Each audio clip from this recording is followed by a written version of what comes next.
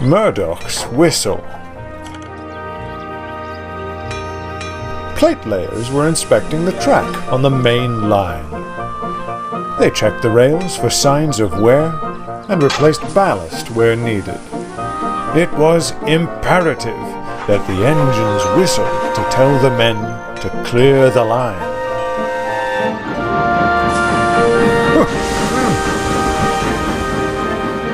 One morning, Gordon arrived at Edward's station, looking rather annoyed. "Is there a problem, Gordon?" asked Boko. "There is something to be said," Gordon replied, "for quiet engines like you, Boko. I understand that we must whistle for the plate layers, but some of it is most excessive. It isn't wrong, of course, but..." Gordon's speech was interrupted by a booming whistle in the distance. It grew longer and louder, and soon Murdock streaked through with the heavy goods.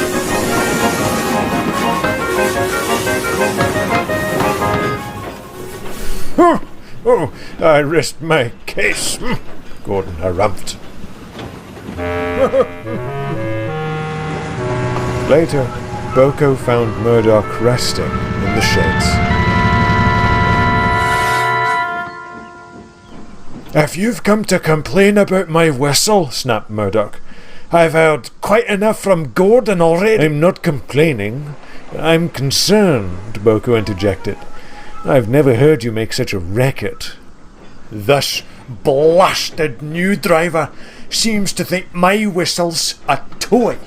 Blows it at any chance he gets. Too long and much too loud." Murdock shuddered. "I tell him to stop, but he only laughs."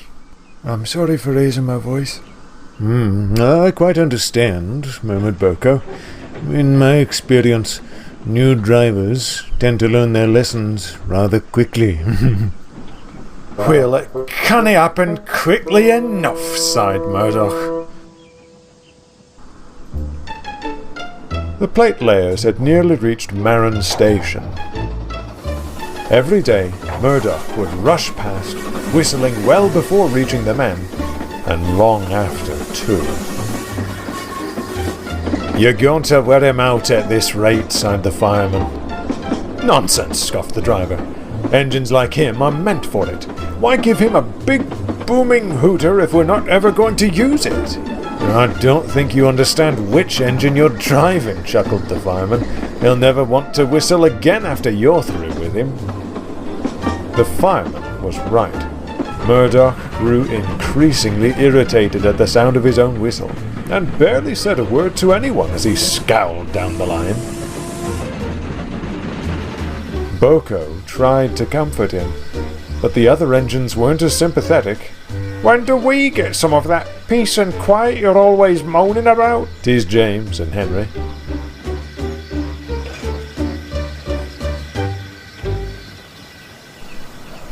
One morning, mist shrouded the island, and a light rain made the rails damp.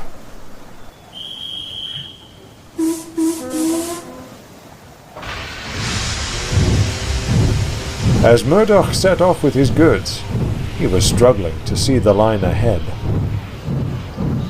All too often, his focus was broken by his own whistle.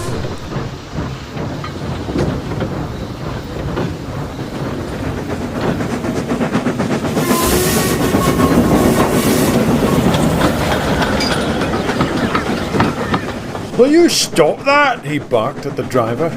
"This journey will be hard enough without you making all that racket." "We have to let people know we're coming, especially in this mist." "Don't we?" the driver replied with a smirk, and then laid on the whistle chain once more. They soon approached Edward's station. Murdock knew what came next: Gordon's Hill and a hard climb. Boko was nearby and tried to hoot a friendly hello.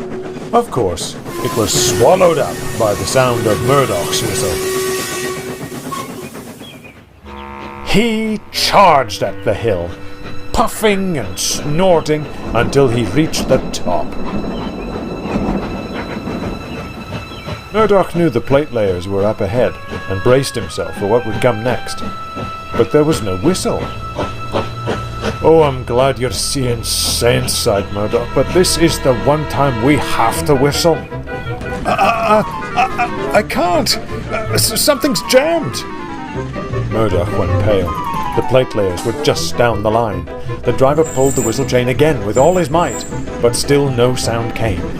Murdock hated shouting, but he raised his voice. "Look out! Look out!" he called into the mist.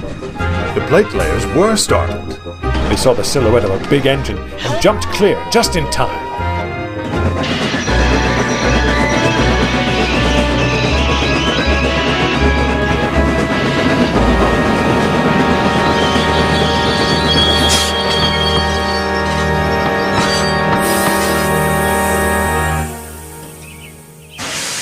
Everyone breathed a sigh of relief. Sorry for raising my voice back there. After locking his brakes, Murdock didn't feel well, so Boko arrived to help.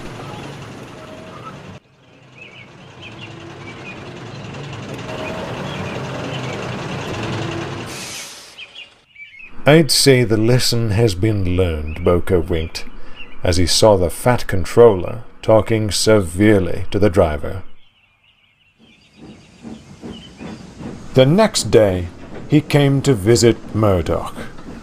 "I'm very proud of you, Murdock. The plate layers tell me you've never been so loud before." "Oh, no, sir. I'm so sorry for raising my voice." No. Your quick thinking prevented a very nasty accident. We'll soon have you mended.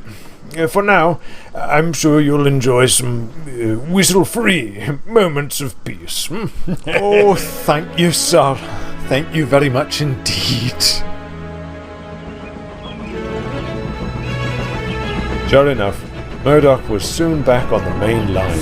His whistle was working better than ever and saw far less usage than before. The new driver had taken a temporary leave from the footplate. He volunteered to assist the plate layers with repairing the line.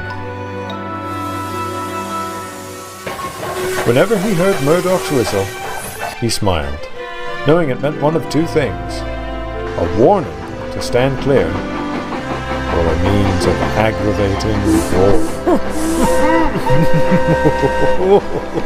I'm no sorry for raising my voice that time. We just don't do it.